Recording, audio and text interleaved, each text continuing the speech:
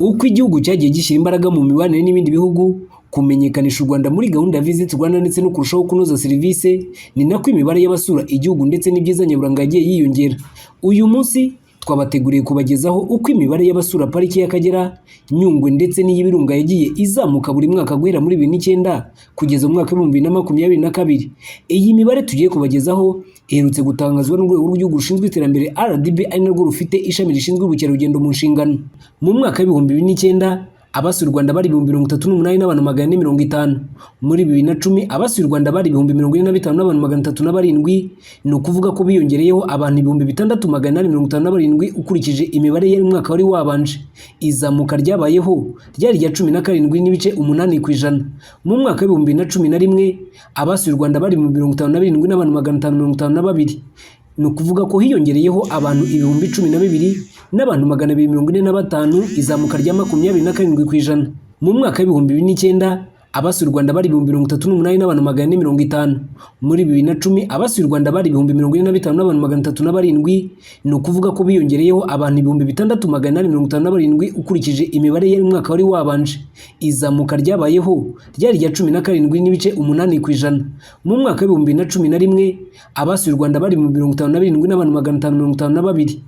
Ni ukuvuga ko hiyongereyeho abantu 12,000 n'abantu 245, izamuka rya 27%. Mu mwaka wa 2012 abasuye u Rwanda bari 61,000 n'abantu 304.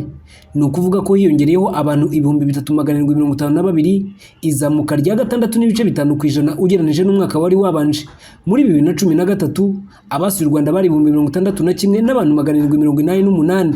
Ni ukuvuga ko biyongereyeho abantu 484 bafite izamuka rya 0.78%. Mu mwaka wa 2014 abasuye u Rwanda bari 67,000 n'abantu 871. Ni ukuvuga ko biyongereyeho abantu 6,000 n'abantu 83 bagize izamuka ry'9.84%. Mu mwaka wa 2015 abasuye u Rwanda bari 72,000 n'abantu 790.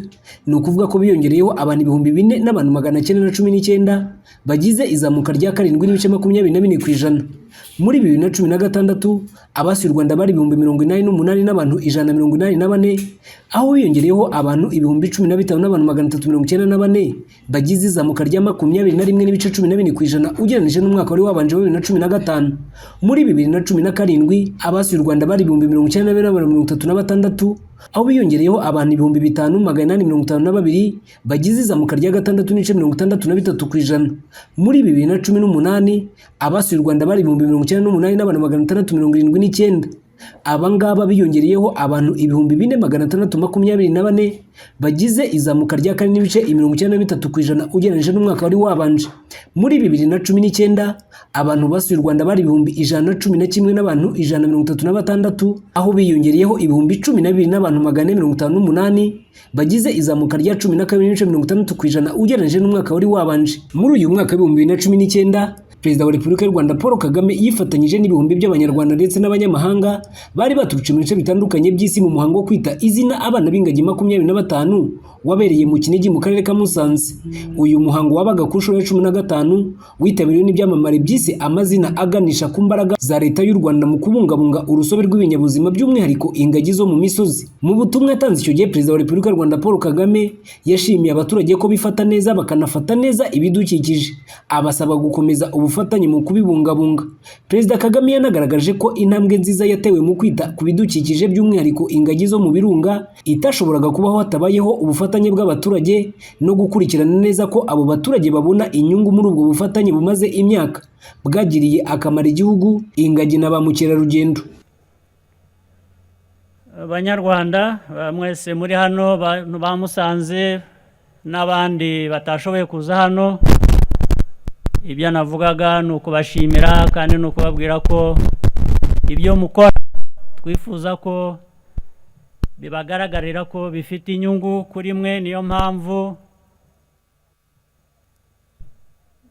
twashyizeho umugabane w'10% y'ibiboneka hano muri iyi park kugira ngo bigaruke muri mwebwe, bibateze imbere, bifashe guteza imbere igihugu cyacu, hanyuma dukomeze dukorere hamwe, dufatanye ndetse turusheho kubona ibiva amafaranga ava muri iyi parike y'ibirunga.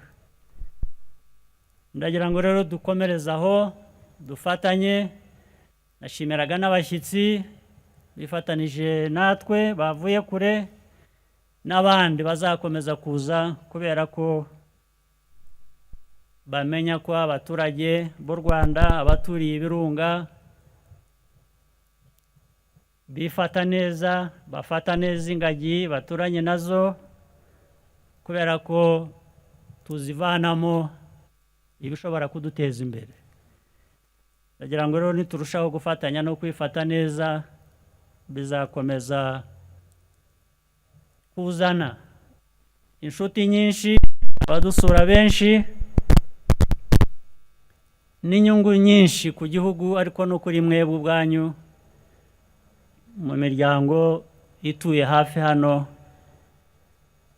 muturanye na parike y'ibirunga. Ndashimira Rwanda Development Board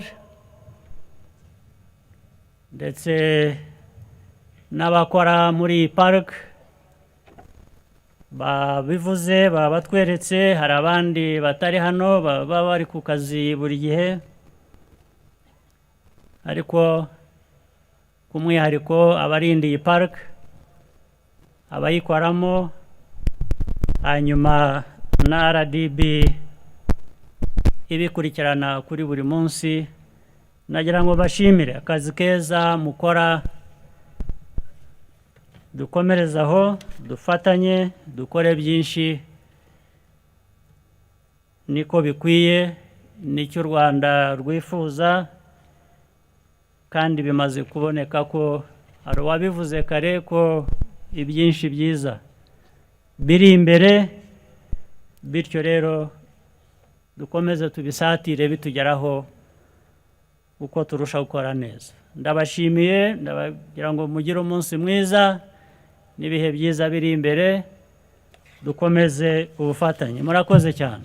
Mu mwaka w'ibihumbi 2020 ubwo COVID-19 yatangiraga, abasuye u Rwanda bari 36,000 n'abantu 19, aho bagabanyutseho abantu 75,117. Ni ukuvuga igabanuka rya 67.59%. Mu mwaka w'ibihumbi 2021 abasuye u Rwanda bari 50,000 n'abantu 36, aho bagabanutseho 61,000 n'abantu 100, igabanuka rya 54.97%. Muri 2022 nyuma y'uko ingamba zo kurwanya COVID-19 zasaga n'izatanze umusaruro mwiza, abantu bakava mu rugo ndetse n'imirimo imwe n'imwe igasubukurwa, abasuye u Rwanda bari 107 n'abantu 976. Ni ukuvuga ko bagabanutseho abantu 3,110. Ni ukuvuga ko habayeho igabanuka ry'abantu 3,160 ugereranije n'umwaka wa 2019 mbere ya COVID-19, igabanuka rya 2.84%. Mu mwaka ushize w'ibihumbi 2023 u Rwanda rwasuwe na ba mukerarugendo basaga 1,400,000, bituma u Rwanda rwinjiza $620 z'amadolari y'Amerika avuye kuri $500 z'amadolari y'Amerika zinjiye muri 2022. Ibi kandi bijyana n'amadovize byinjiriza igihugu, tudasize n'akazi bitanga ku banyarwanda. Aho tuvugiye aha, imibare yashyizwe hanze na RDB igaragaza ko pariki z'u Rwanda zigeze ku rwego rwo kwinjiza $35.8 z'amadolari y'Amerika, mu gihe mu mwaka wa 2022 zinjize $27.3 z'amadolari.